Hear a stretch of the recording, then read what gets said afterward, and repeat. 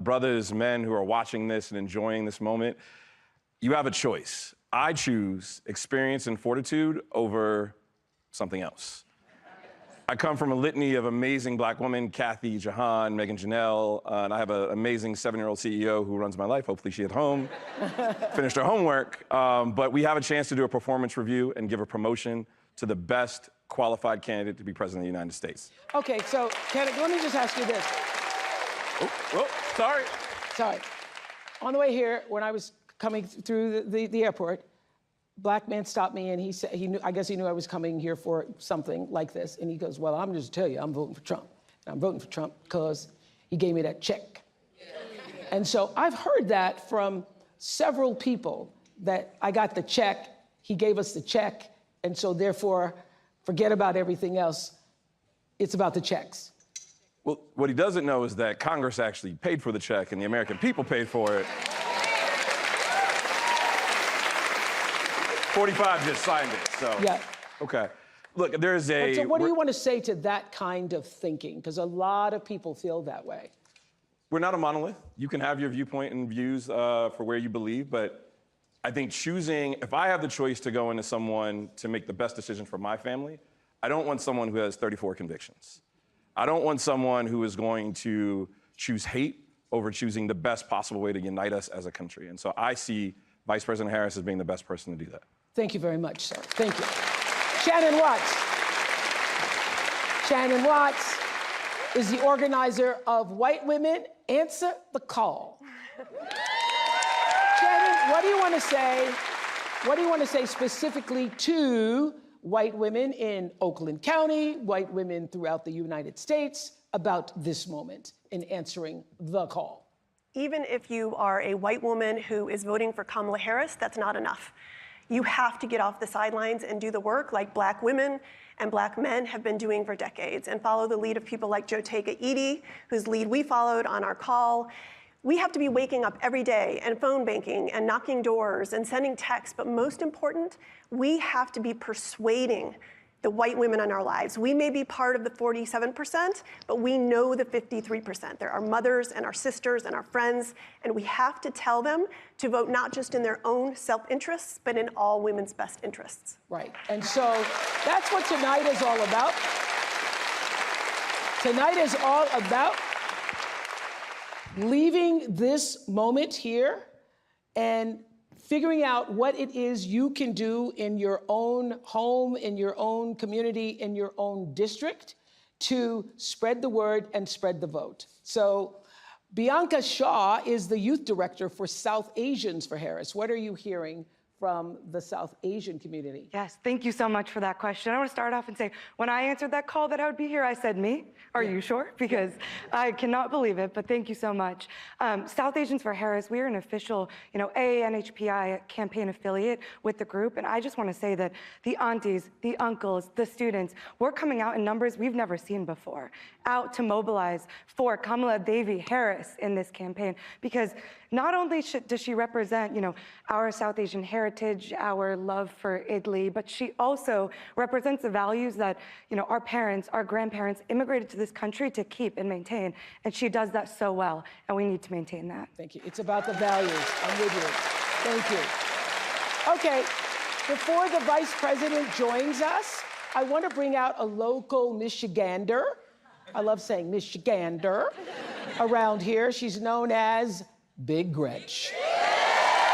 Please welcome.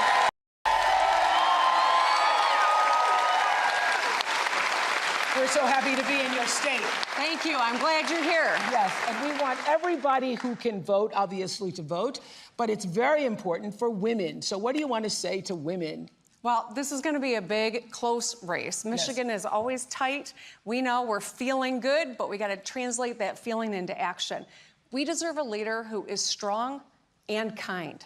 It's not mutually exclusive. And that's why I think this moment is so important for all of us today, but for our kids and future generations too. There's so much at stake here, from our individual reproductive freedom to the ability to get ahead and make a good living and take care of your family. That's all on the line this election. Yes, strong and kind. Yes. Isn't that a notion?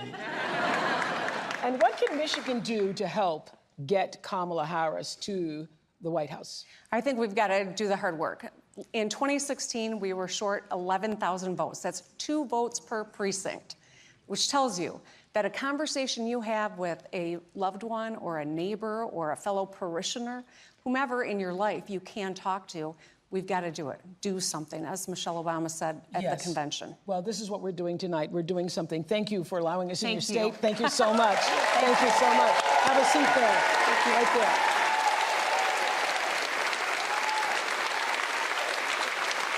I want to bring in right now the chair of the Harris Waltz campaign, Jen O'Malley Dillon. Jen, hello. Hi. Have you seen anything like this? Isn't this great fun? It's amazing. Tell us what needs to happen from this day until November 5th. So first of all, this campaign is so inspired by the grassroots organizations that have come together like this, and it is making us stronger as a campaign to work together. We wouldn't be here without them today. We have 47 days left, and you all know the stakes or you wouldn't be here. And while we have this extraordinary growing enthusiasm that the Vice President and Governor Walz are seeing everywhere, we are still in a margin of error race. It's tied. It's tied right here in Michigan. It's tied in all the battleground states. So it's going to take all of us to build a pathway, many pathways to 270 electoral votes. That's what we're focused on in the campaign. In every state, we have to register more people. We have to mobilize our voters to turn out to vote. And then we have got to go persuade those people that still don't know enough about the Vice President and her vision for the future. And if we do that together, all of us, we're going to get over the top, but it's really going to take all of us. And to make sure that you're working in your own lives, have those hard conversations in big and small ways. We're going to inch our way over the finish line because we're going to be able to do it together. And don't you need money? Well, we do. We do. And these groups need money too. All of us do, because the work is happening on the ground and in the communities. So if you want to help in any way at all in the campaign, go to go.kamalaharris.com. But if you want to help and not be formally engaged with us and join any of these groups here, that's what we need too. It's going to take all of us. Yes, and I think that everybody on the screens, everybody in this room, everybody who's listening, you become your own grassroots organization when we leave this moment that we're sharing here tonight, and you do what you can in your community. It's not enough just to join us all. We love having you here, but the rah-rah moment is going to end, and then we need to get to work. We need to get busy. Okay, thank you, Jen. I have to just say this, that the social media team for the Harris campaign has been killing it. They have been killing it. I think that team helped spark this people-led movement. And here's a short look at the rallying cry across social media. I'm watching the Kamala Harris rally right now, and wow, I'm like crying. So Tony and I just got done knocking 48 doors in King of Prussia, Pennsylvania. Majority, if not all, independent Republican libertarian doors. Republicans for Harris is growing explosively too.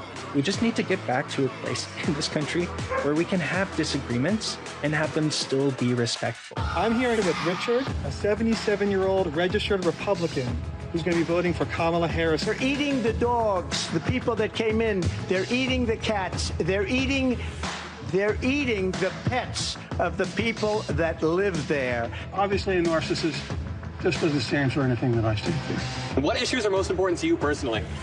First of all, not electing a felon to the White House. I'm voting Harris Walz and a blue ticket all the way. In 2020, only 50% of young eligible voters actually showed up, and that was record-breaking. So if you really want to be brat, you better be showing up in droves in November. We are with her. And she's with us. I voted for Nikki Haley in the primary.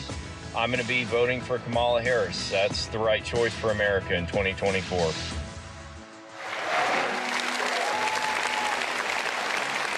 Let me tell you, it is about character, and it's about decency and respect, and all the things that we were raised to believe about what it means to be an American citizen and pursue the American dream. And if that is important to you, I hope, whether you are a Democrat or a Republican or somewhere in the middle, you will choose to vote your values, because values are on the line in this election.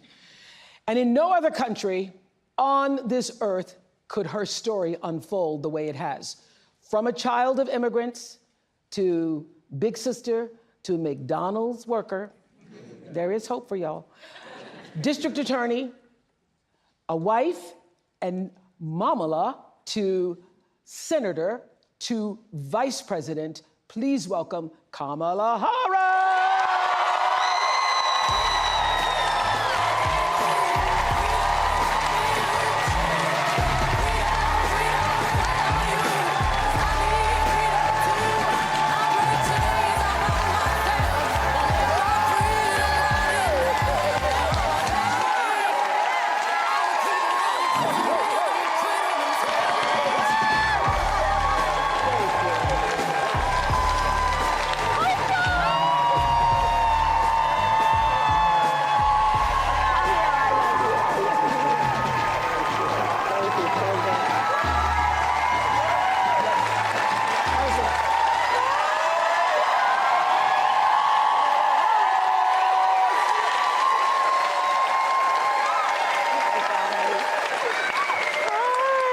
So welcome to hello, Madam Vice President. Hello, welcome to Michigan. It's so good to be back. And Governor, thank you for everything you are and everything you do for the state. Thank you. Well, thank you. Can you see this? We have 1,000 my screens goodness. here Oh my representing people from all over the country. Hi, everyone. Can you Oh, my feel? goodness. Can you Yes. feel? Can you feel it? Can you feel the joy rising in here? I can, and I have to tell you, there's so much that I love about our campaign because it really is about the people. And I look around at these screens, Oprah, I look at who's in the room, and this is America. This is America. You know, I was saying with a group of friends earlier, I think in this moment where we've dealt with so much that I think is quite exhausting around powerful forces that would try and divide us and try us to have us as Americans pointing fingers at each other. Yes.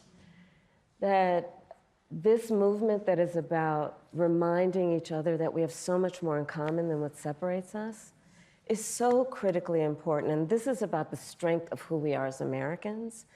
And this movement that we're in about, as I like to say, seeing in the face of a stranger a neighbor. Yes, right? yes. An extension of love thy neighbor, that you literally in the face of a stranger see a neighbor. Yes. And approach each other with that level of dignity and grace and kindness. Well, that's exactly what happened with the Win with Black Women. I know you've known Joe Taker for many years. Thank you, my That's dear. exactly what happened. She started it. They had the big call. Your fault. They had the big call and then said, let's open the door. Yeah. Let's open the door and invite everybody else in, and everybody actually came. Organically. Yes. Organically. This is the beauty of our country. You know, there's so much at stake in this election. And ultimately, the question before us is, what kind of country do we want to live in?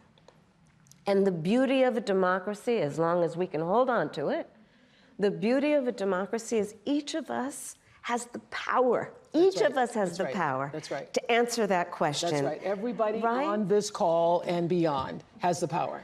But can I just start with this? Yes, please. I have to say this because in all of my private conversations, Gail, and I've said this 100 times, and everybody is saying it, you all have said it, I know you have. You all have said it, I know you have. It seems to us that something happened to you the moment President Biden, stepped aside and withdrew his candidacy, that a veil or something dropped and you just stepped into your power? I mean, literally, looking at you at a speech like the week before, which was a great speech, very nice. And then the next week, I saw you walking in the thing. And I said, what happened to you? You know, we each have those moments in our lives where it's time to step up. Time to step up. Time to step up, you know? Well, the moment you heard, I mean, I really have been saying to people, it felt like a veil dropped and you sort of stepped through that veil. Did you feel like that? I felt a sense of responsibility, to be honest with you. And with that comes a sense of purpose. But I mean, we're all here and you all are taking time out of your busy lives, everyone here, everyone on the screen, because there really is so much at stake. You know, I have spent the majority of my career being concerned about the well-being of other people. Yeah. As I've said, in my career as a prosecutor, I never looked at a victim or a witness and asked them, are you a Republican or a Democrat? The only thing I ever asked them is, are you okay? Are you okay? I know when I heard that. You know? Touch me. And traveling this country and knowing what is at stake in terms of fundamental freedoms, what's at stake in terms of fighting against hate and those efforts to divide us. And I do know that I'm in a position to do something about it. So I felt a great responsibility.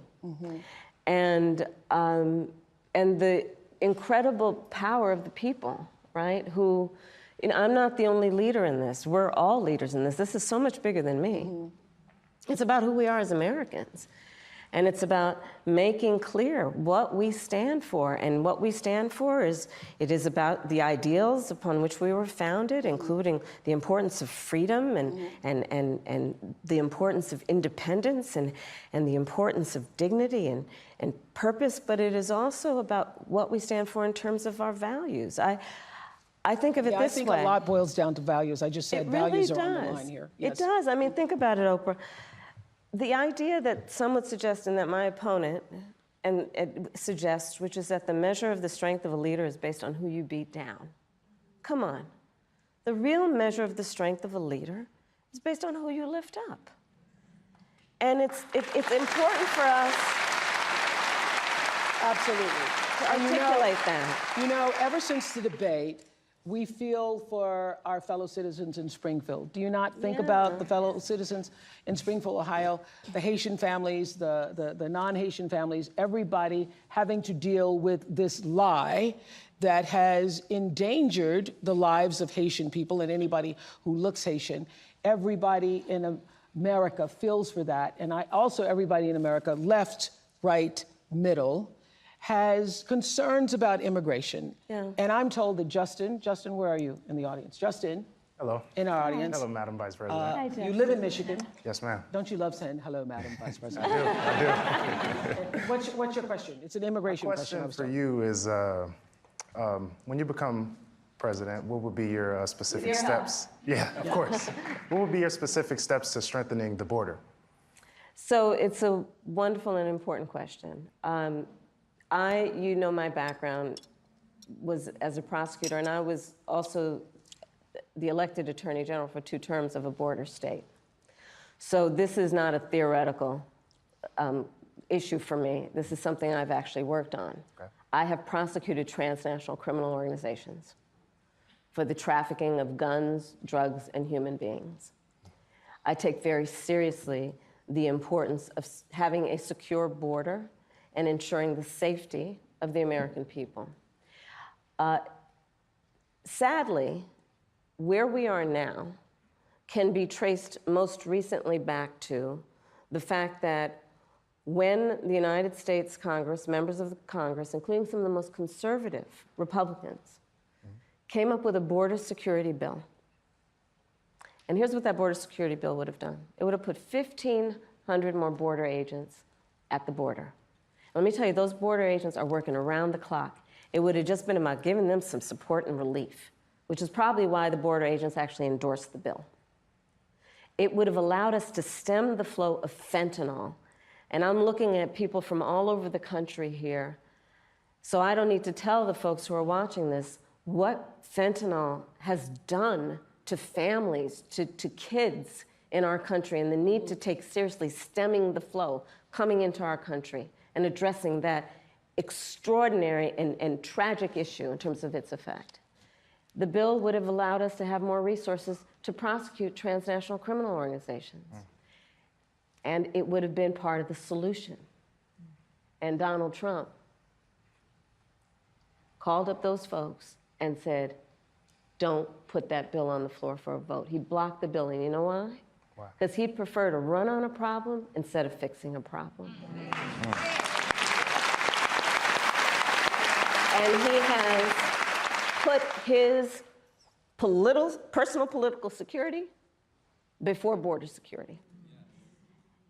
Because understand, even in the intervening months, what that bill would have done to give support to folks who care about this issue. And this again gets to the point about what does leadership really look like? And is it about you or is it about the people?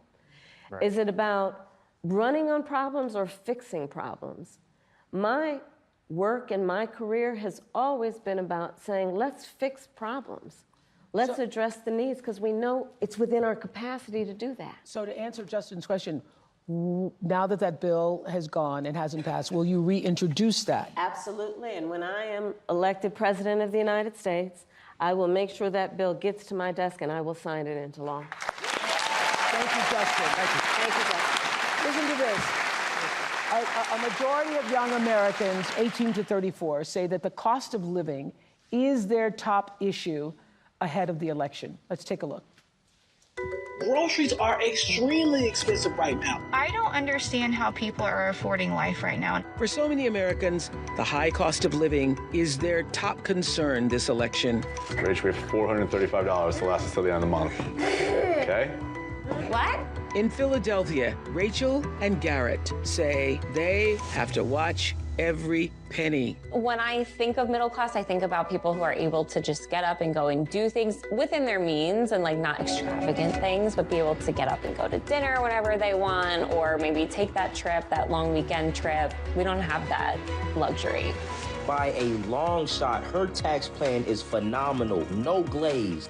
Kamala Harris just delivered her new economic plan, and boy, oh boy, is it good for small business owners. Holy shit, you guys. Kamala Harris is going to announce tomorrow a $25,000 tax credit for first-time home buyers. When I am elected president, I will make it a top priority to bring down costs and increase economic security for all Americans. Well, Rachel and Garrett are joining us on Zoom from Pennsylvania, and I understand your sister and brother-in-law moved in, and you're hoping to save money to have a second child? That's right. Hi, Oprah. Hi, Madam Vice President. It's nice to be with you all. Yes. Hi. And so, what did you want to say to the Vice President? So, Madam Vice President, we are, like many, many young Americans, just experiencing a very high cost of living. We ended up giving up our apartment, moving in with our parents, who were so gracious to take us in for over a year so that we could save money and ultimately buy a home, because that's what we thought the American dream was, to get married and buy a home and have a baby. And now here we are, and our mortgage is incredibly higher than what we thought it would be. And my sister and our brother-in-law are living with us right now so that they can hopefully one day do the same. And while it's beneficial for us because they help us pay off some of our mortgage, it's also beneficial for them because they can save on cheaper rent. But we really would love to know what your plan is to help lower the cost of living. Yeah, first of all, thank you both for being here. And yours is a story I hear around the country as I travel. And in terms of both rightly having your plan is to help lower the cost of living. Yeah, first of all, thank you both for being here. And yours is a story I hear around the country as I travel. And in terms of both rightly having the right to have aspirations and dreams and ambitions for your family, and working hard and finding that the American dream is, for this generation and so many recently, far more elusive than it's been. And we need to deal with that. And there are a number of ways. One is bringing down the cost of everyday necessities, including groceries. So that's why I'm taking on, for example, price gouging, which is when, most companies and corporations are good, but for those bad ones, they take advantage of people, especially during a pandemic or extreme weather, and they end up jacking up prices, and there needs to be accountability and consequence for that. So I'm going to be taking on price gouging. But it's also about dealing with what we need to do around home ownership right? So as someone mentioned during this film, look, I grew up a child of a mother who worked very hard. She raised me and my sister, and she saved up, and by the time I was a teenager, she was able to buy a home. And we grew up actually for a long time in an apartment on top of a child care center that was owned by the woman we called our second mother, because she helped my mother raise us. And she was a small business owner, Miss Shelton. So I'll bring all this together to tell you, the way I think about it is, one, when people work hard and have a dream of buying a home, we should give you the opportunity to be able to do that, which is why part of my plan is for first-time homeowners, buyers, to have a $25,000 down payment assistance to buy your first home.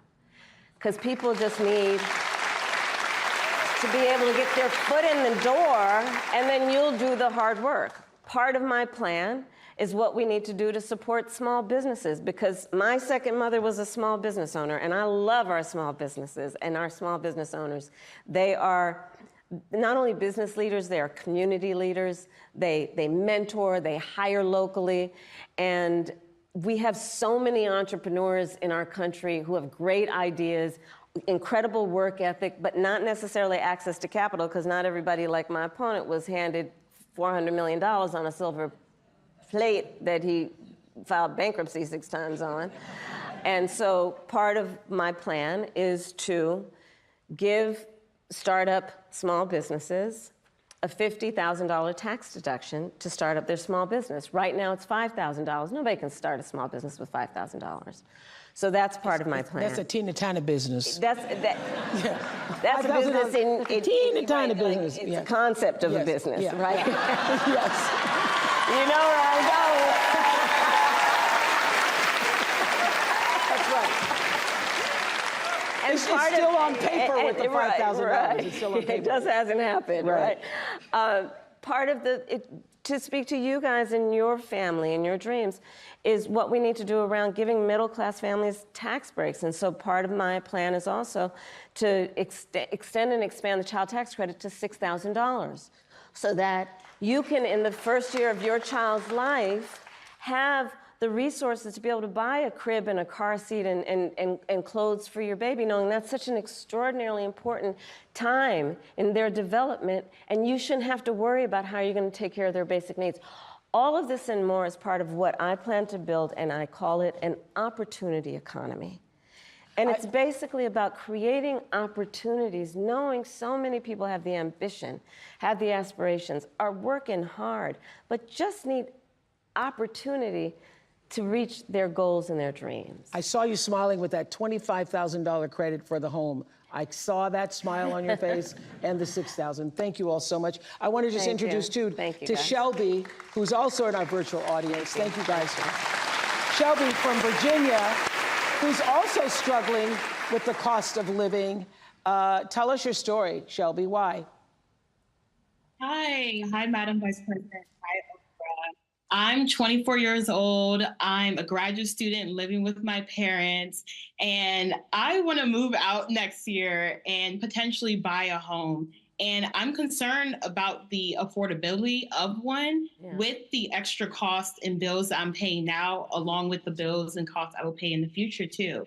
And so everything just has a cost, and everything is so expensive. And so I'm worried about my capacity and how I'm able to fully support myself once I do live independently. You sound like one of my daughter girls from South Africa graduated. She was like, I hate adulting.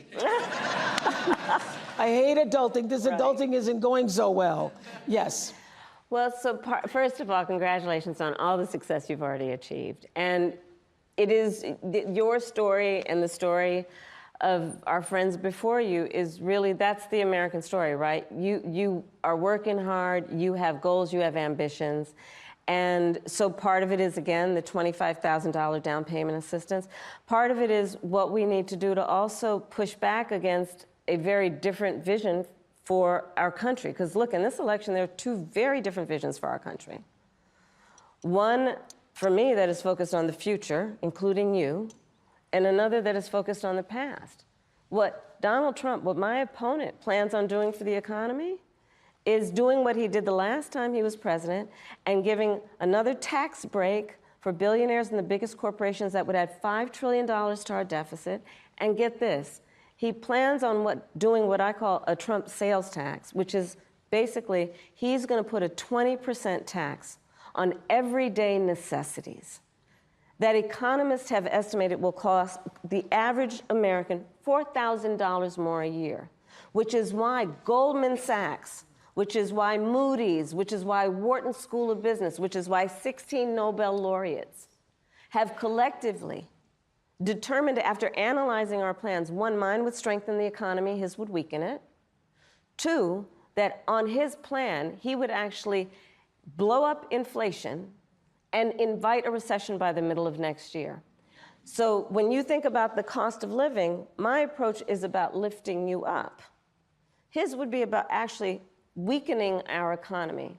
And I feel very strongly when an individual, when a small business, when a family, when the middle class is strong, America is strong. Amen to that. Amen to that. Thank you, Shelby.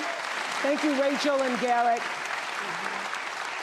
So the Harris campaign kicked off the Fighting for Reproductive Freedom bus tour to support the fundamental right for women to make decisions about our own bodies. And here is a short tape on that.